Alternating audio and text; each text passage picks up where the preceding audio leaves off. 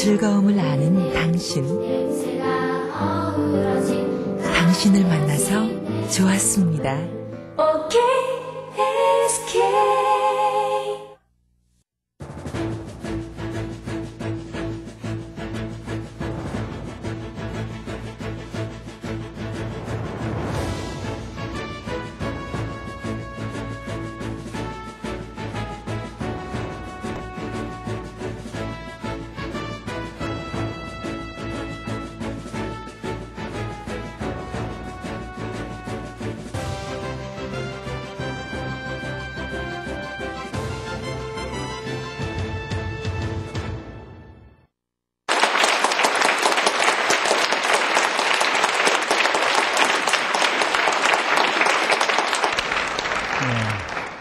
여러분들이 이렇게 박수로 환영해 주니까 아주 기분이 좋습니다. 사랑하는 강변교회 교우 여러분들께 사랑의 인사를 드리고 또 앞으로 이 방송을 들으실 기독교 TV 시청자 여러분들께 인사를 드립니다. 저는 강변교회 담임하고 있는 김명혁 목사입니다. 평생 신학교에서 가르치는 일과 또 교회에서 설교하는 일을 겸해하고 있는데 가르치는 일도 잘 못하고 설교하고 목회하는 일도 잘 못하지만 하나님의 은혜 가운데 오늘까지 설교도 하고 또 강의도 하고 이렇게 지납니다. 저에 대해서 한 몇 분 동안 말씀을 드리면은 저는 본래 북한에서 살았는데 평양에서 마지막엔 살고 11살까지 순교자들의 피가 흐르는 많은 순교자들이 피를 흘린 그곳에서 순교자들의 그 신앙의 전통을 몸에 쳐박고 살았습니다.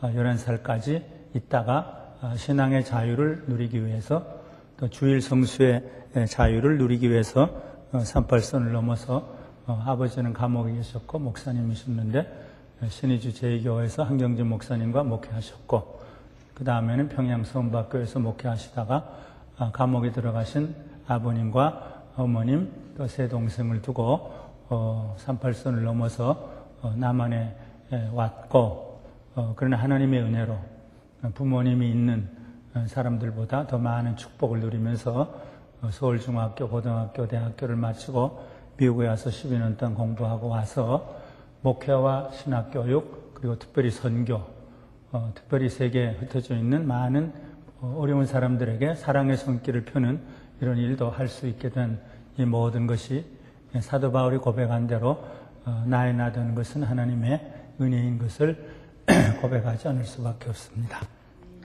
또 가장 위대한 하나님의 사람 이사야에 대해서 강의하게 된 것을 참으로 감사하고 기쁘게 생각합니다. 이사야는 구약에 나타난 많은 사람들 중에 아마 가장 위대한 사람들 중에 한 사람이 아닐까. 그 유대 전통은 모세와 이사야 두 사람을 가장 위대한 하나님의 사람으로 여겼다고 합니다. 가장 위대한 선지자, greatest prophet. 닥터 영 박사는 greatest prophet, 가장 위대한 선지자. 그 이유는 어느 누구보다도 예수님을 생생하게, 구체적으로 증거한 분이기 때문에 예수님의 모든 삶의 그 모습을 처음부터 마지막까지 가장 생생하게 증거한 분이기 때문에 이사야는 가장 위대한 사람이다. 이사야에 대한 강의를 하기 전에 제가 서론적인 말씀을 잠깐 드립니다. 신학교에서 강의를 시작할 때 언제나 강조해서 하는 말이 있습니다. 역사적 안목입니다. 역사적 안목. 왜 강의를 하느냐? 왜 배우느냐? 왜 성경을 배우고 역사를 배우느냐? 어떤 지식을 얻기 위한 것이냐? 연대기적 지식, 크로놀로지컬. 언제 무슨 일이 일어났고, 언제 누가 살았고, 언제 무슨 문제가 있었고, 그런 크로놀로지컬 knowledge. 연대기적인 지식을 얻는 데 있는 것이냐? 저는 no 그럽니다. 물론 그것도 약간 포함은 되죠. 왜 교회 역사를 배우고 성경을 배우고 그러느냐? 저는 늘 그 목적은 역사적 안목을 습득하는 데 있다. 그걸 늘 강조합니다. Historical insight, historical perspective. 역사적 안목을 얻는 것이 가장 중요하다. 그래서 제 강의를 듣고 감동을 받은 제자들은 지금껏 그걸 고마워하고 있습니다. 그때 그 강의를 듣고 우리 신약을 전공하는 권성수 교수님까지도 신약을 공부하면서도 그 역사적 안목, 그것을 많이 적용하고 있습니다. 그런 얘기를 합니다.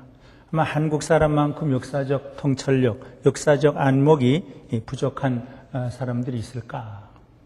저에게 역사적 안목의 중요성을 가르쳐준 사람들이 있습니다. 한경진 목사님. 제가 서울고등학교 3학년 때 한 목사님 찾아가서 앞으로 목사가 되려면, 신학을 하려면 무엇을 전공해야 됩니까? 역사를 해라.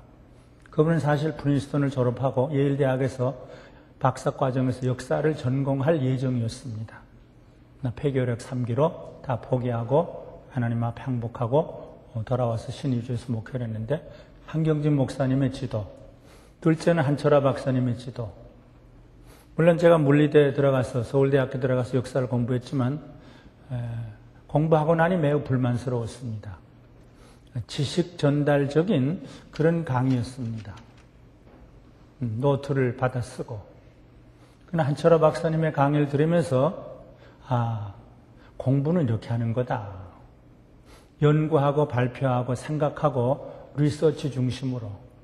그래서 한철아 박사님을 통해서 교회사에 대한 그 맛도 보게 되고 역사를 공부하는 그 목적도 알게 됐고, 그 다음에 예일대학교에 가서 펠리칸 교수님, 야로슬로프 펠리칸 교수님의 강의를 들으면서 역사적 안목을 습득하는 게 이렇게 중요하다.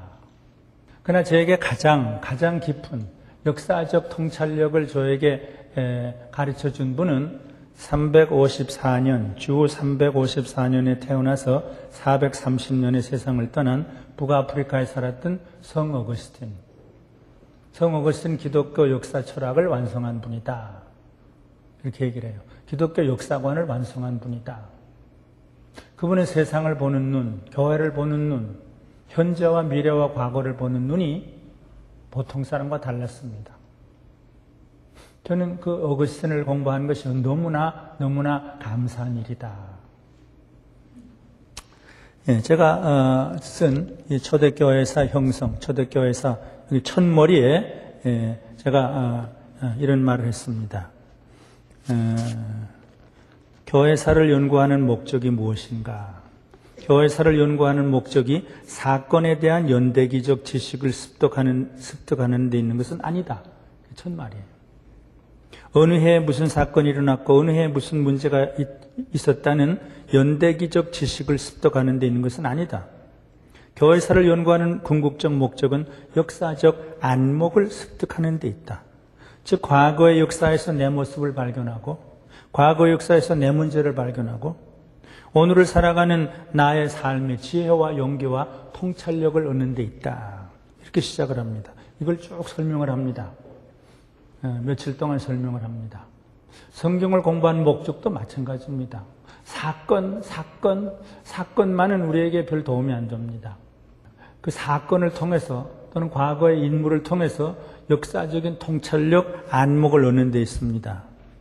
과거의 역사를 통해서 나를 보고 내 문제를 보고 나의 삶의 지혜와 통찰력을 얻는 데 있습니다. 사도 바울이 그랬어요. 사도 바울이 이사야서를 읽으면서 옛날 49장 6절에 보면 내가 내 종이 되어 앞으로 이런 일을 하리라 이사야 보고 그랬어요. 근데 사도 바울은 13장이죠. 사도행전 보면 주께서 우리에게 말씀하시기를 그렇게 돼요. 이게 이사야인지 바울인지 모를 정도예요. 그런 그 표시가 많이 나타나요. 자기가 이사야가 되고 이사야가 바울이 되고 주께서 우리에게 말씀하시기를 주께서 이같이 우리를 명하시되 내가 너를 이방의 빛을 삼아 이건 이사야에게 한 말이에요. 근데 역사적 통찰력을 얻으면 과거의 모든 사건이 오늘의 사건으로 바꿔집니다. 내가 과거에 살고 과거가 오늘에 삽니다. 이게 참 멋진 가르침이에요. 이 역사적 안목을 습득한다는 것은 뭔가 한마디로 설명하면 과거와 현재와의 끊임없는 대화. E.H. 카르라는 사람이 unending dialogue between the present and the past. 끊임없는 대화. 현재와 과거와의 끊임없는 대화를 시도하는 것. 이것이 역사적 안목을 습득하는 방법이다. 그러면 과거가 현재가 됩니다. 과거의 인물이 오늘의 인물이 됩니다. 나는 과거의 역사에 등장하게 됩니다. 바로 내가 과거에 이사야로도 등장할 수도 있고, 바울처럼 다윗으로도 등장할 수 있고, 베드로도 등장할 수 있고, 바울로도 등장할 수 있습니다. 그래서 서양 사람들은 자기 이름을 다윗이라, 데이빗이라, 자기 이름을 피터라, 베드로라, 자기 이름을 폴이라. 조영기 목사님이 데이빗 초 그랬어요. 처음에는 아마 다윗을 너무 좋아해서 그런지 몰라요. 나중에는 폴 초로 바꿨어요.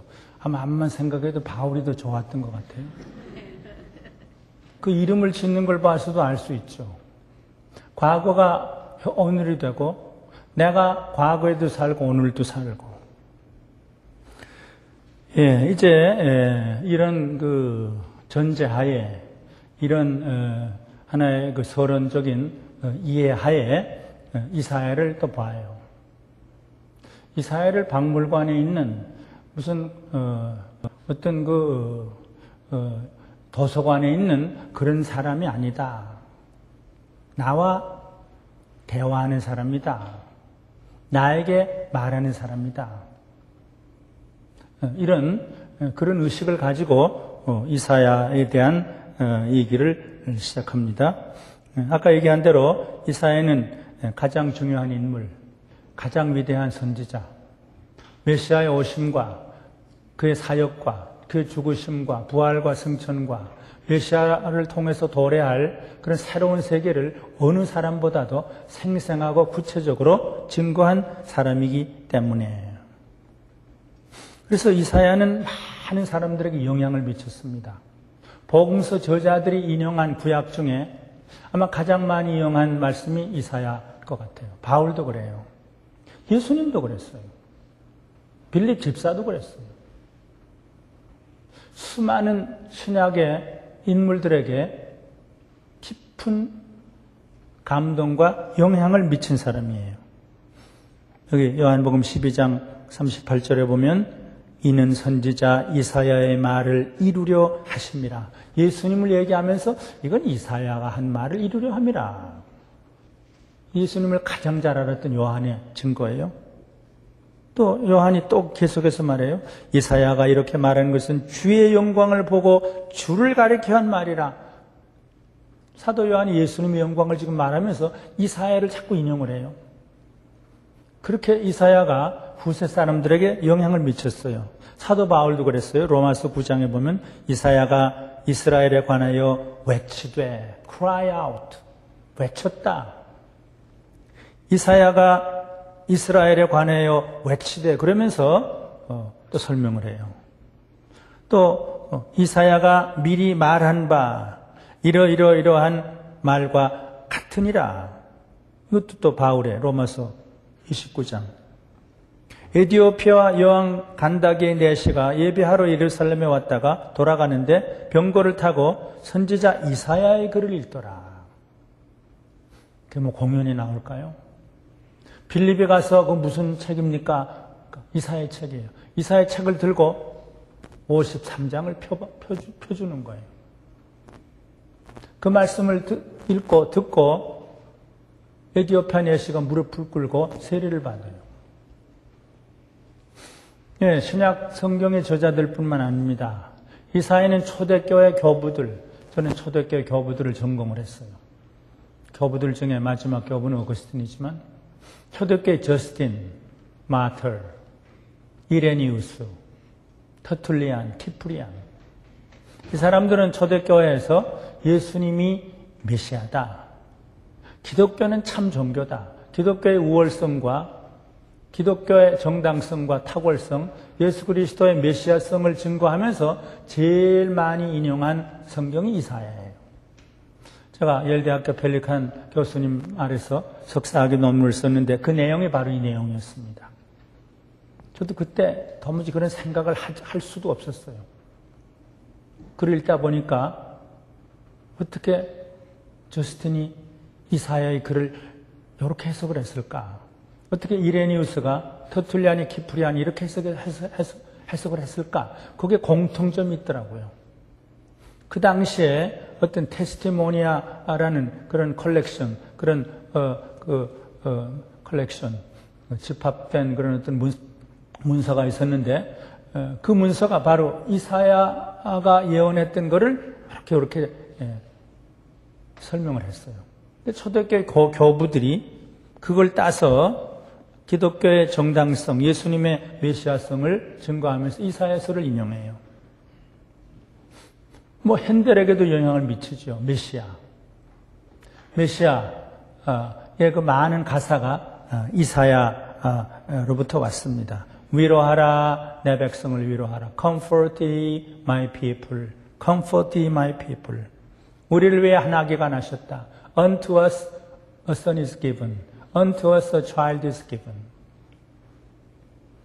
He was despised and rejected. 그는 멸시를 당하셨고 버림을 당하셨다. He was despised and rejected. Rejected of man. Rejected by man. 이사야는 수많은 사람들의 삶의 변화를 가져왔습니다. 웨스트민스터 신학교에 제가 웨스트민스터 신학교에 제일 존경하는 구약학 교수 이재영. 그분은 참 인격자고 참 귀한 분인데 그럼 이사야를 사랑했어요. 이사야서를 3권으로 주석을 썼습니다. 이사야 53장에 대한 특별 집회를 했습니다. 이사야에 대한 많은 책을 썼습니다. 또 제가 페이트 신학교에 갔더니 맥크레이 교장이 있는데 그분이 물론 교회사도 가르쳤지만 그분이 제일 처음 저에게 가르쳐준 강의는 이사야에 대한 강의였어요. 그때 많은 감동을 받고 전 이사야서를 아주 좋아하는 사람이 됐어요. 하나님의 사람 이사야는 저에게도 깊은 영향을 미쳤습니다. 제가 어제 옛날 한 설교들을 뒤적뒤적 하다가 제가 16년 전에 신학교 학생들에게 설교했던 설교를 잠깐 읽어봤어요. 그때 제가 이런 말로 시작을 하더라고요. 제가 오늘 마지막 설교를 한다면, 여러분들에게 마지막 설교를 한다면 무슨 설교를 할까 많이 생각했습니다. 그러다가 하나님의 사람 이사야에 대해서 설교하기로 했습니다. 왜냐하면 저와 여러분들이 하나님의 사람으로 부름받았고 어떻게 해야 하나님의 사람이 되는지를 하나님의 사람 이사야가 가르쳐주고 있기 때문입니다. 제가 16년 전 합동신학교에서 했던 그 설교가 바로 이사야에 대한 설교였던 것을 어제 제가 찾아보았습니다. 그 내용을 잠깐, 이사야는 위대한 하나님의 사람으로 살았습니다.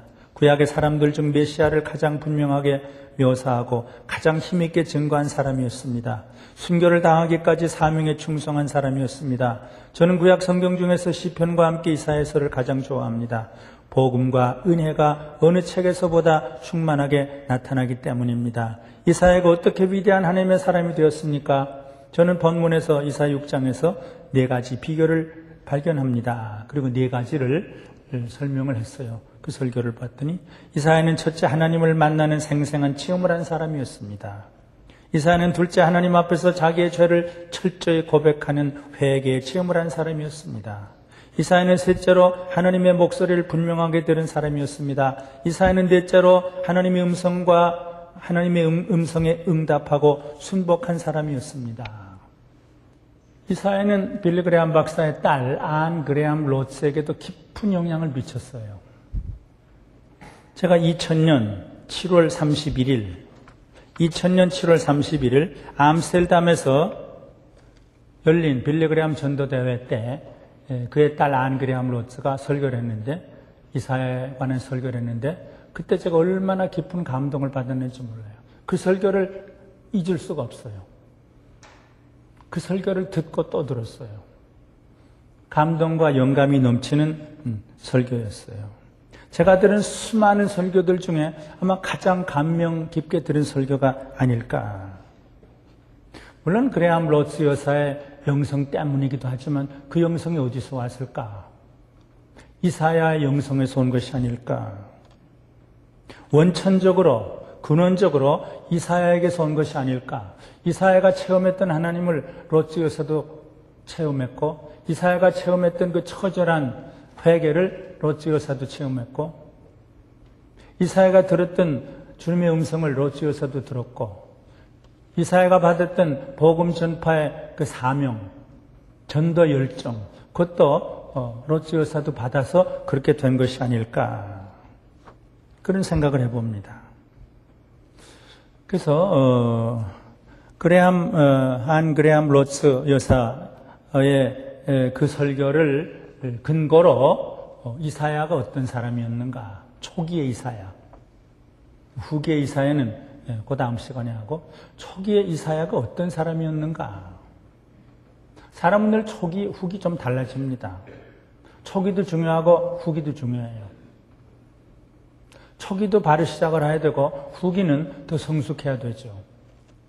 초기의 이사야, 6장까지에 나타난 이사야 1, 2, 3, 4, 5, 6장에 나타난 초기의 이사야의 모습은 어땠을까?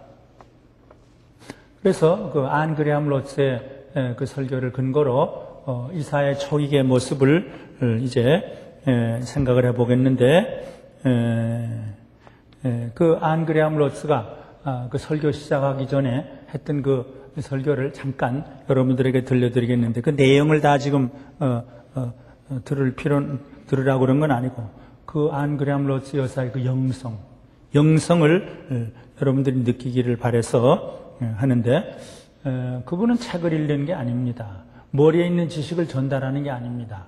그분은 가슴에 있는 뜨거움을 그대로 토해내는 그런 설교와 강의예요. 그래서 그분의 강의에는 많은 사람이 감동을 받습니다. 특강에도 감동을 받고, 말 한마디에도 감동을 받고. 그의 가슴에는 아버지 빌리그레암 박사님에 대한 뜨거운 사랑이 나타나 있었고, 그의 가슴에는 하늘 아버지, Heavenly Father, 하늘 아버지에 대한 뜨거운 사랑이 나타나 있었어요. 아마 그것이 이사야가 지녔던 그 영성이 아닐까, 감동이 아닐까. 그래서 그레암 로츠 여사는 이사야를 설교하기 전에 자기 아버지에 대한 한마디, 그리고 또 하나님 아버지에 대한 한마디를 하는데, 제가 잠깐 들려드리겠어요. Thank you, and if I might be allowed the privilege, I would like to say a word to my father. And I know he's not watching or listening at this moment because of the time difference, but he will later this afternoon. And Daddy, I just want to say to you that I miss you, and I wish you were here.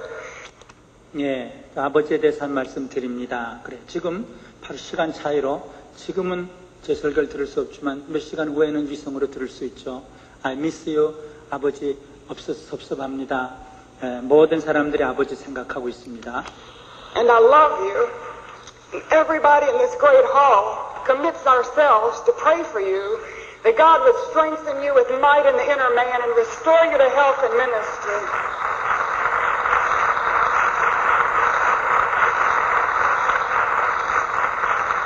네, 아버지 사랑합니다. 여기 있는 수많은 2만 명 여러분들이 아버지 하나님께서 치유해 주시기를 한 마음으로 기도하고 있습니다. 그러니까 모두가 박수를.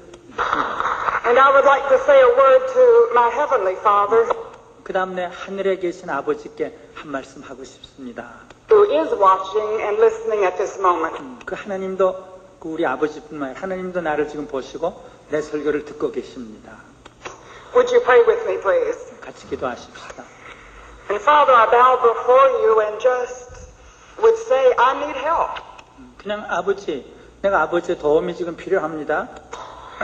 And I confess publicly my weakness and my total inadequacy. 나는 공적으로 내 약함과 내가 자격이 없는 것을 아버지 고백합니다. My inability to do anything apart from you. 하나님 아버지의 도움 없이 내가 아무것도 할 수 없는 것 지금 고백합니다. And so I'm asking right now that you just come down in this great arena. 그래서 이곳에 아버지 여기 임재하시옵소서, 오시옵소서. That you fill this place with yourself, that you speak to our hearts, that we would be aware of nothing more, nothing less than the Spirit of God speaking to us. 그래서 하나님 오셔서 말씀하심으로 아무것도 듣지도 않고 생각지도 않고 오직 하나님의 음성, 성령의 말씀만, 그것만 듣게 해주시옵소서. We're asking that you bless us. And God, if you don't bless us, we won't be blessed. 그래서 우리를 축복해 주시옵소서. 하나님 축복하시지 않으면 우리는 축복받을 수 없습니다. Because all blessing comes from you. And I'm asking right now that you break down all the walls. 이제 하나님 모든 장애물 다 제거해 주시옵소서. 말씀 듣는데 방해되는 것 다 제거해 주시옵소서. All the barriers that are raised against your words. 하나님 말씀에 방해되는 것 다 깨트려 주시옵소서. Barriers of race, barriers of language, barriers of gender, barriers of sin, barriers that Satan himself has 사탄 그 놈까지도 다 깨트려 주시옵소서. raised up against you. Break them down, we pray. Pour out your Holy Spirit, not because we deserve it. 성령을 부어 주시옵소서. 우리 자격이 있어서 그런 건 아닙니다. 우린 자격이 없습니다. But God, we're asking in Jesus' name and for His glory alone. 주님의 이름으로 주님의 영광을 위해서 기도합니다. 그 기도하고 이제 시작해요. Amen. 예, 이제 이사야에 대한 주전 740년 그 상황을 얘기를 하는데, 그 안그레함 로츠가 설교한 그 내용을 간단히, 그걸 근거로 간단히 이제 이사야가 어떤 사람이었는가. 이사야는 뒤흔들림의 사람, 분노의 사람이었다. 정치가 뒤흔들리고, 경제가 뒤흔들리고, 정서가 뒤흔들리고. 그래서 이사야는 아주 그 어두운 시대에 살고 있었는데 그 자신이 뒤흔들리는 그런 체험을 하고 있었다. 우시아 왕이 죽었다. 그는 자기의 후원자였다. 그 유다 나라를 아주 안정적으로 유지하던 그런 좋은 왕이었는데 그 왕이 죽었다. 정치적인 기반, 재정적인 기반이 무너졌다. 심리적으로 슬픔에 절망에 쌓였다. 사랑하는 사람, 후원자, 정치적인 후원자가 죽었을 때 사람은 흔들리게 된다. 예, 박윤선 목사님도 그 당시는 이런 말씀을 했는데, 우시아 왕이 죽던 758년 우시아가 죽었는데 그 해가 바로 로마 제국의 창립자 로물루스가 출생한 해라고 한다. 박윤선 목사님 말씀이에요. 우시아 왕이 죽은 해부터 유다의 국세가 쇠퇴하기 시작했다. 예, 그래서 안그레함 로츠는 정치적으로, 경제적으로, 심리적으로, 개인적으로 he was shaken. 흔들렸다. 인간적으로, 경제적으로, 정서적으로 흔들렸다. 우리도 흔들림의 경험을 할 수가 있다. 사랑하는 사람이 갑자기 떠나든지, 재정적인 기반이 무너지든지, 정권이 바뀌어서 정치적인 후원자가 없어지든지, 우리는 뒤흔들림의 경험을 할 수가 있다. 근데 거기다가 이사야는 분노의 사람이었다. 정치적으로, 경제적으로, 도덕적으로, 영적으로 무너지고 있는 나라를 바라보면서 이사야는 일종의 슬픔, 좌절, 그리고 분노를 느꼈다. 그래서 1장, 2장, 3장, 4장, 5장에 보면 그 분노가 하나님의 분노일 수도 있지만 이사야의 분노로 나타났다. 슬프다, 범죄한 나라요, 허물진 백성이요, 행악의 종자요, 행위가 부패한 자식이로다. 예, 이와 같은 슬픔이 1장, 2장, 3장에 나타나다가 이제 하나님의 진노가 선포됩니다. 주께서 그날에 그들의 장식한 발목고리와 머리에 망사와 반달 장식과 귀고리와 팔목고리와 면박과 화환과 발목 사슬과 띠와 향합과 호신부의 지환과 코고리와 예복과 겉옷과 목도리와 손주머니와 손거울, 세마포, 머리수건, 너울. 여기서보다 훨씬 앞섰죠? 앞섰다고 그러나 뒤섰다고 그러나 이런 걸 제하여 버리시리라. 그러니까 분노예요. 어떤 의미로? 5장에 오면은 분노가 터집니다. 그들은 화 있을진저 8절에 그럽니다. 그들은 화 있을진저 11절에 그럽니다. 죄악을 끊은 자는 화 있을진저 18절에 그럽니다.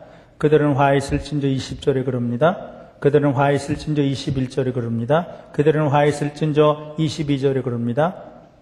저주 섞인 분노가 6번이나 터져나옵니다. 아마 요사이 우리 사회도 분노로 가득하죠. 예, 일본에 대한 분노, 인권 유린하는 북한에 대한 분노, 자기 마음에 맞지 않는 좀 급진적으로 나가는 정권에 대한 분노, 또 한편으로는 패권주의로 가고 있는 미국에 대한 분노, 극보수에 대한 분노, 극진보에 대한 분노, 극보수에 대한 분노 각각 다 있어요. 예, 아마 우리도 이사야가 경험했던 뒤흔들림과 분노를 경험하고 있지 않을까. 그래서 이사야는 선지자였지만 신학교를 졸업한 설교자였지만 이 뒤흔들림과 분노에 쌓여있던 사람이었다. 근데 그 사람이 바뀐다. 어떻게? 하나님을 만나는 체험을 함으로, 자기를 깊이 바라보는 즉시하는 체험을 함으로. 아니, 하나님이 그를 만나게 해주셨겠죠. 그래서 두 번째, 이 초기의 이사야의 두 번째는 하나님을 만나는 이사야입니다. 하나님의 영광 앞에 항복하는 이사야입니다. 뒤흔들림과 분노의 사람에게 하나님의 은혜와 사랑의 손길이 나타났습니다. 즉 하나님 만나는 체험을 하게 해주셨습니다. 지쳐서 쓰러져 있던, 로뎀나무 밑에 지쳐서 쓰러져 있던 엘리야로 하여금 하나님을 만나게 해주셨던 그 하나님께서 이사야로 하여금 분노와 좌절과 슬픔, 뒤흔들림에 빠져 있었던 이사야를 만나게 해주셔요. 예, 하나님께서 이사야를 만나주신 모습을 네 가지로 말씀을 드리면, 첫째, 보좌에 앉으신 주님의 모습을 보게 해주셨어요. 물론 내가 보니 그랬지만 이사야가 뭘 보겠어요? 주님을 보게 해주시죠. 내가 보니. 뒤흔들림과 분노와 좌절에 빠져있던 이사야로 하여금 하나님의 보좌를 바라보게 했어요. 내가 보니. 6장 1절에 내가 본즉 하나님께서 보좌에 앉으신 것을 보게 됐어요. 이것이 하나님의 은혜와 사랑이에요. 모든 문제 해결은 위를 바라보는 데서 옵니다. 뒤흔들림의 그 사건을 바라보면 더 분노가 나요. 눈을 들어 하늘을 보는 거예요. 그래서 펠리칸 교수님과 그 이전에 성 어거스틴이 말했어요. 하늘을 바라보면 낙관주의자가 된다. 땅을 바라보면 비관주의자가 된다. 펠리칸 교수님의 어떤 그 책의 첫 줄이 그래요. The core of Christianity is pessimism about man and optimism about God. 제 스승인데, 자기를 바라보면은 절망과 비관이 되고, 하늘을 바라보면은 소망과 낙관이 된다. 이사야가 눈을 들어 하늘을 바라보아요. 사실 1907년, 지금 1907년을 많이 지금 우리가 지적하고 있는데, 그때 길선주 목사님과 조선의 젊은이들이 하늘을 바라봤어요. 완전한 절망이에요. 블레어 선교사는 그 당시의 상황을 이렇게 기록했습니다. 망국을 슬퍼하며 눈물을 흘리는 건장한 조선의 남자들이 내게 와서 이렇게 물었다. 우리같이 가난하고 이렇고 비참한 민족이 또 있습니까? 그러나 이것은 그들의 눈이 열려 있는 것을 의미했다. 하늘을 바라보는 처참한 조선 민족 위에 하나님은 당신의 축복의 손을 펴신 것이었다. 네, 하늘을 바라볼 때는 소망이 생깁니다. 이사야가 하늘을 바라보았습니다. 뒤흔들림과 분노와 좌절에 빠져있던 이사야로 하여금 하나님이 자기의 보좌를 보게 해주셨어요. 아마 900년 후에 반모섬에 갇혔던 요한에게도 같은 은혜를 주셨죠. 내가 보니 그러죠, 요한이. 여기 이사야가 내가 보니. 계시록에 내가 보니 거의 그 말이 계속 나옵니다. 하늘을 보게 해주셨어요. 이것이 하나님의 은혜와 사랑이에요. 그레함 로스 여사는 설교하다가 이렇게 외쳤어요. 여러분들의 삶이 뒤흔들릴 때 여러분들은 어떻게 하겠습니까? 여러분들을 뒤흔드는 그 사건 자체를 바라보지 마십시오. 위를 바라보십시오. Look up. 아주 소리를 질렀어요. 하나님께서 때때로 우리 개인들, 우리 나라에 뒤흔들리는 일이 일어나기도 합니다. 그 이유는 위를 바라보게 하기 위해서. 최근에 노무현 대통령도 좀 위를 바라보는 것 같아요. 기도를 요청을 해요. 해보니까 잘 안 되니까. 한나라당도 마찬가지고 열린우리당도 마찬가지고 민주당도 마찬가지고. 그래서 감사한 건 그 지도자들이 아무것도 아닌 저에게 기도를 요청하기도 하더라고요. 그래서 같이 그냥 호텔에서 손잡고 기도한 적도 있어요. 여당, 야당 막론하고. 위를 바라보면 돼요. 그때 주님이 보였어요. 보좌도 중요하지만 하늘도 중요하지만 보좌에 앉으신 보좌의 주인공이신 주님, 우시아 왕이 죽던 해에 내가 본즉 주께서 성부 하나님일 수도 있고 성자 예수님일 수도 있고 그레함 로스는 성자 예수님이 아닐까 그런 생각도 했어요.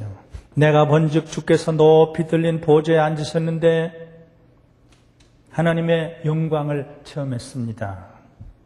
절대적인 권위를 가지신 주님을 바라보았습니다.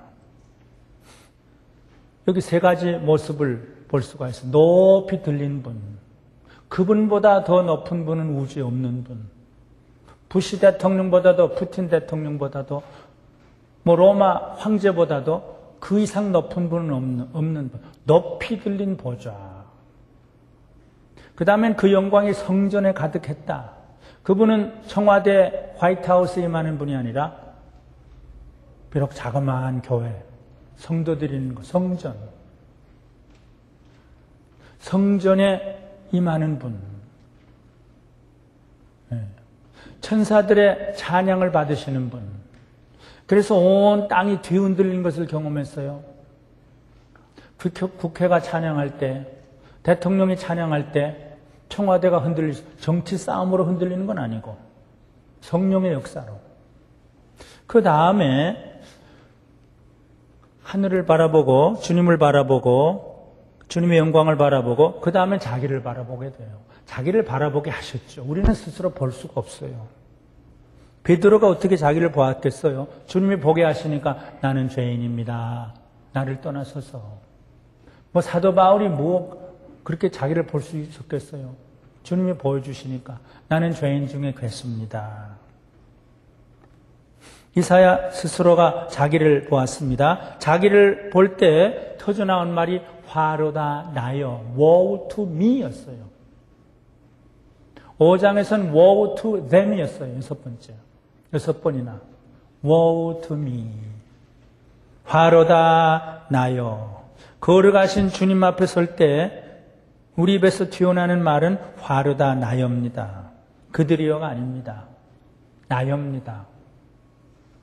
이 체험이 너무너무 중요합니다. 그들이란 말이 튀어나오면 아직도 하나님을 못 본 거죠. 자기의 절망스러운 모습을 봅니다. 나는 망하게 됐다. 나는 망하게 됐다. 나는 입술이 부정한 사람이다. 화로다 나요. 그 다음 나로 망하게 됐다. 이 망하게 됐다는 말은 여러 사람들이 있었어요. 어거스틴이 있었고 칼빈이 있었고, 내가 망해라 그러면 하나님을 못 본 겁니다. 내가 망하게 됐다. 내가 입술이 부정한 사람이라. 설교자가 입술이 부정하면 나는 설교자의 자격을 상실했습니다. 나는 거짓된 말 했습니다. 저들뿐만, 나는 입술이 부정한 사람들과 같이 있습니다. 저들이 패역한 줄 알았는데 나도 그 중에 하나입니다. 차별화도 아닙니다. 동일시입니다. 걸어가신 주님 앞에서 자신에 대한 신뢰를 모두 상실하고 말았습니다. 자신에 대한 자만심을 모두 상실하고 말았습니다. 완전히 무너지고 말았습니다.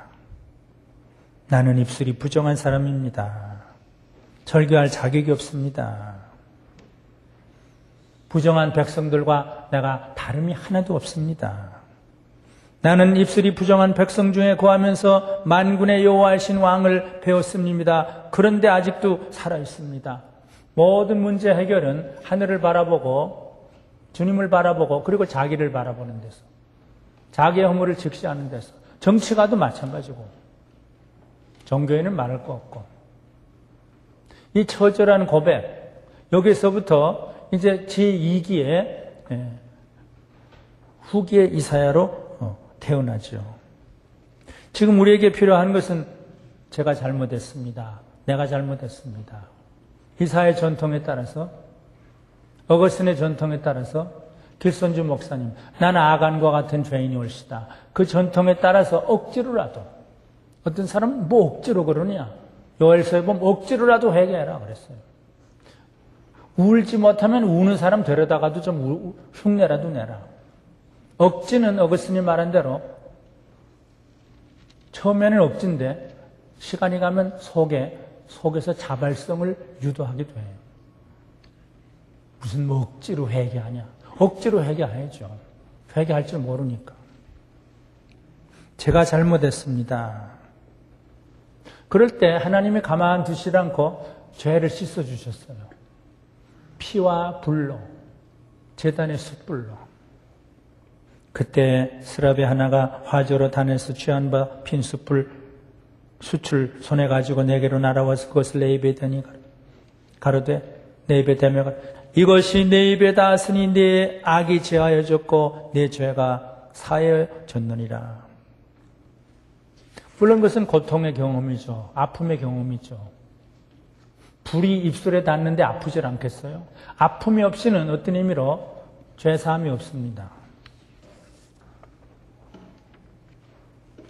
주님이 만질 때 아픕니다.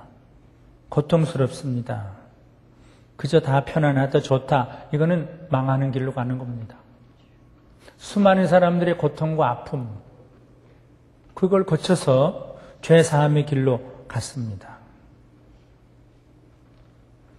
지금 우리에게 필요한 것이 죄사함 받는 일. 네 번째, 그러고 났더니 주의 음성이 들려요.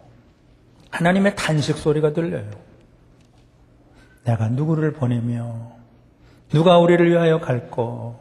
하나님의 안타까운 탄식에 부르짖으면서 그 음성을 들을 때 이사야는 깨집니다. 부서집니다. 녹아집니다. 애타게 부르짖는 하나님의 음성을 들을 때 이사야는 모기 소리와 같은 작은 소리로 하나님, 제가 여기 있습니다. 제가 여기 있습니다. 아마 그리고는 탄식과 감사의 눈물을 흘렸을 것입니다. 하나님 저를 아시죠? 저의 삶이 뒤흔들렸던 걸 아시죠? 분노에 차 있었던 것을 주님이 아시죠? 그런데 하나님이 제 눈을 열어서 주님의 보좌를 보게 했죠. 주님의 모습을 보게 했죠. 제가 입술이 부정한 설교할 자격이 없는 죄인인 것도 제가 알게 됐죠.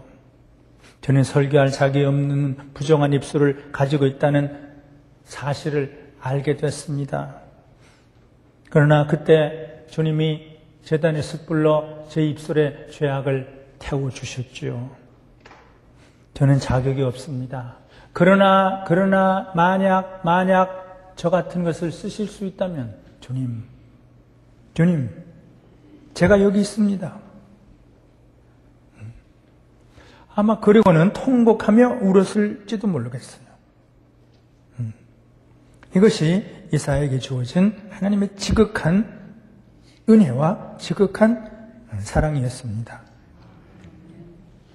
아마 세상에서 가장 큰 은혜, 가장 큰 축복은 주님 발 앞에 엎드리는 것, 죄사함의 은혜를 받는 것, 그것이 가늠한 여인이든지 7 귀신 들렸던 사람이든지 살인자든지 누구든지. 의인은 오히려 불행합니다. 나는 망할 죄인입니다. 그래서 죄사함을 받고 주님의 음성을 듣는 것, 사명을 받는 것. 사명을 받을 자격이 없는데 어떻게 나를 부르십니까? 주님, 제가 여기 있습니다. 저를 보내주시옵소서. 이사야는 여기서 위대한 겸허한 사명자로 태어납니다. 그 다음부터는 너희 그러지 않고 우리입니다. 우리는 다 양 같아서 제멋대로 잘못했다. 너희가 아니라 우리입니다. 그런데 여호와께서는 우리 무리의 죄악을 다 그에게 담당시키셨다. 이사야는 그의 남은 생애를 하나님의 말씀을 전하는데 모두 바쳤습니다. 구약시대에 살던 그 누구보다도 예수 그리스도의 오심과 탄생과 사역과 죽으심과 부활을 그렇게 세밀하고 그렇게 생생하고 그렇게 구체적으로 증거한 사람은 없습니다. 이사야가 겸허한 사명자로 태어난 후에 제일 먼저 전한 말씀이 무엇인지 압니까?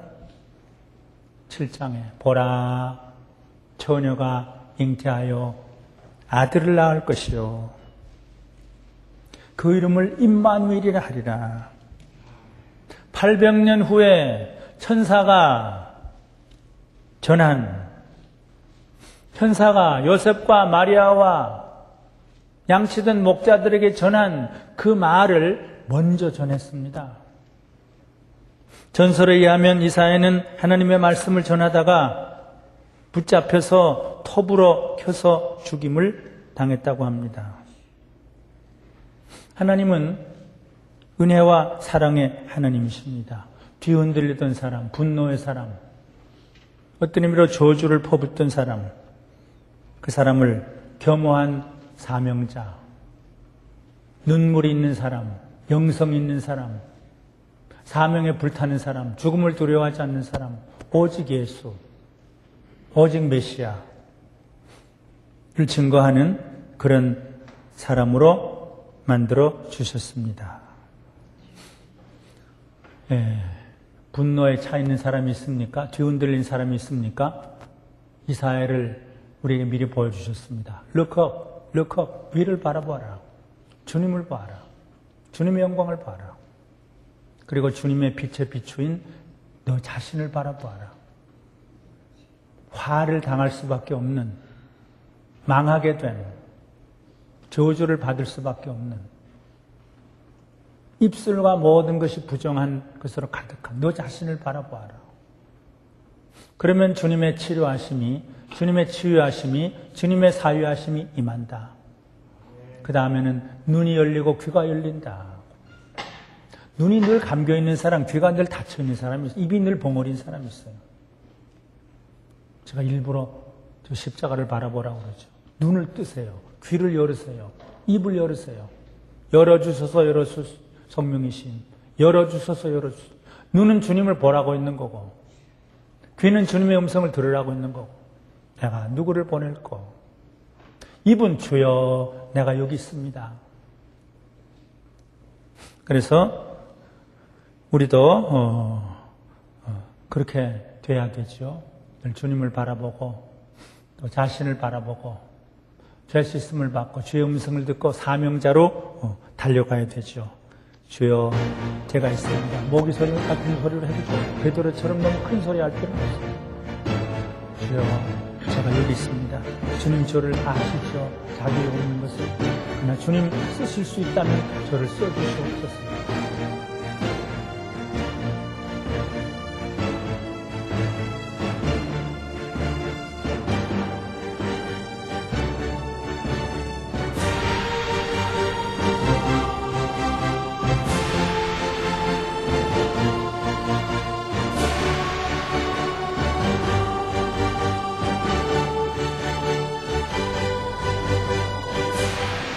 구원의 하나님을 노래해요. 하나님은 나의 구원이시라. 나의 힘이시며 아내도 선지자였어요. 남은 자가 돌아오리라. 한마디로 예수님을 증거한 겁니다. 예수님의 사역, 예수님의 부활. 여러분들 사랑합니다. 정직과 성실한 믿음의 기업 동구제약. 동구제약이 함께합니다. 사람을 소중히 여기는 건강기업 인성내추럴. 인성내추럴이 함께합니다.